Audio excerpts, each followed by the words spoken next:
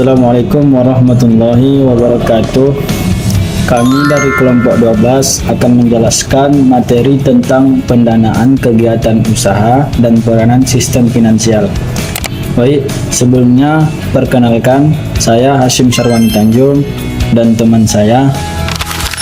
1. Masalah pendanaan dalam kegiatan perusahaan. Pendanaan merupakan salah satu faktor paling penting dalam keberlangsungan dan perkembangan suatu perusahaan. Masalah pendanaan biasanya muncul karena keterbatasan modal internal, laba yang diperoleh perusahaan sering tidak cukup untuk membiayai ekspansi atau investasi baru. Akses ke sumber dana eksternal. Perusahaan kecil dan menengah sering sulit memperoleh pinjaman bank karena keterbatasan jaminan atau reputasi. Struktur modal. Perusahaan harus menyeimbangkan antara penggunaan modal sendiri atau equity dan modal pinjaman atau debt. Terlalu besar utang akan meningkatkan resiko keuangan, sementara terlalu mengandalkan modal sendiri bisa membatasi peluang ekspansi. Biaya modal. Setiap sumber pendanaan memiliki biaya, baik berupa bunga pinjaman maupun pembagian dividen kepada pemegang saham. Ketidakpastian ekonomi, fluktuasi nilai tukar, inflasi, dan tingkat suku bunga sering mempengaruhi kemampuan perusahaan mendapatkan dana.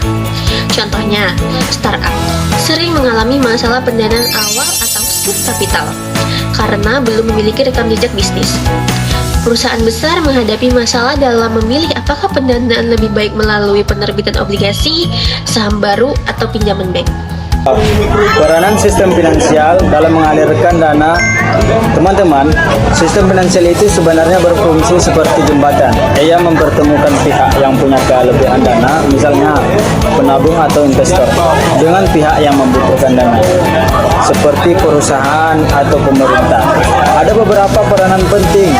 1. Intermediasi keuangan. Sistem finansial menjadi perantara.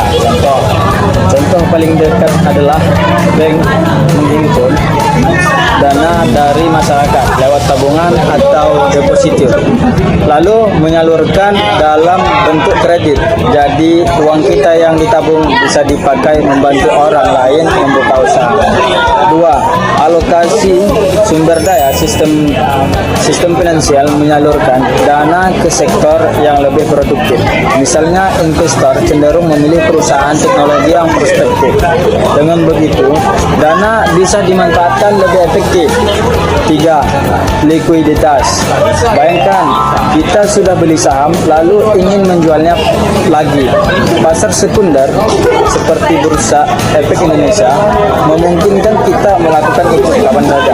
Jadi, sistem finansial menyediakan fleksibilitas. 4. Pengelolaan risiko. Dalam bisnis selalu ada risiko. Sistem finansial menyediakan instrumen untuk mengelolanya. Contohnya asuransi derivatif dan hedging. Dengan begitu, pelaku usaha bisa lebih tenang menjalankan bisnis. 5. Stabilitas ekonomi. Kalau sistem finansial sehat, arus dana akan lancar. Hasilnya pertumbuhan ekonomi bisa stabil dan kondisi moneter lebih terkendali. Itu sebabnya krisis finansial sering berdampak besar pada perekonomian suatu negara. 3. Jenis institusi finansial dan bentuk kegiatannya. Lalu siapa saja yang menjalankan peranan tadi?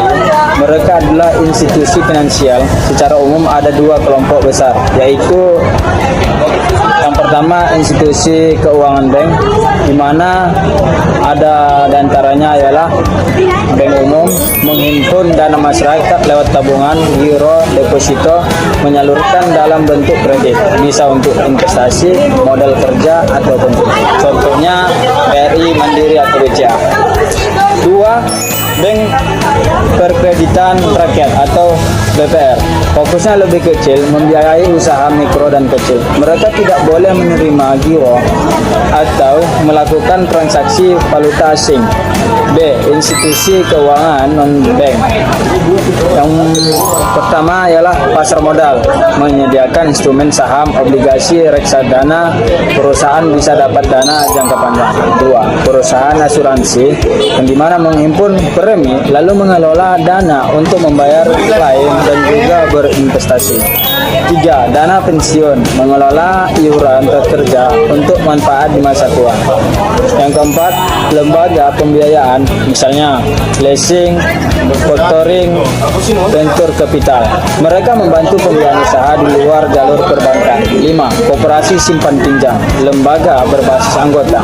Dana dihimpun dari anggota lalu dipinjamkan kembali dengan bunga lebih ringan.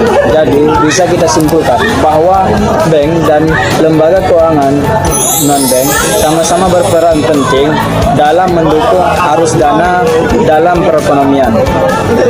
Baik, jadi kesimpulannya ialah sistem finansial itu ibarat mesin penggerak perekonomian. Ia memastikan dana yang menganggur bisa mengalir ke pihak yang membutuhkan sehingga mendorong investasi, menciptakan lapangan kerja dan menjaga stabilitas ekonomi. Peran bank, pasar modal, asuransi dan lembaga keuangan lainnya semuanya saling melengkapi untuk membentuk sistem finansial yang sehat. Baik, terima kasih telah menyimak dan mendengarkan penjelasan kami hingga akhir. Assalamualaikum warahmatullahi wabarakatuh.